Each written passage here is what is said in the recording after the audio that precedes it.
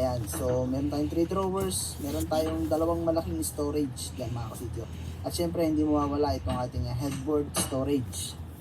Ayan, so napakaganda talaga mga kasityo kapag marami tayong storage sa ating mga bed kasi hindi sayang yung ating space. At yun yung project natin sa San Fernando, Pampanga.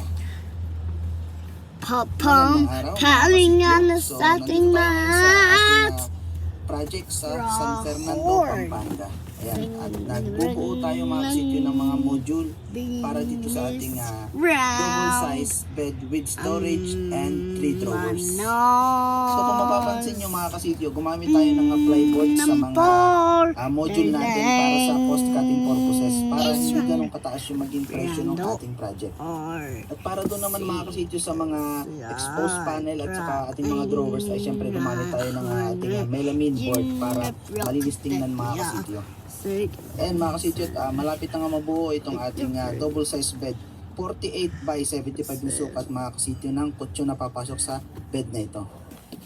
At ayan mga kasityo, at nabuo na yung ating double size bed.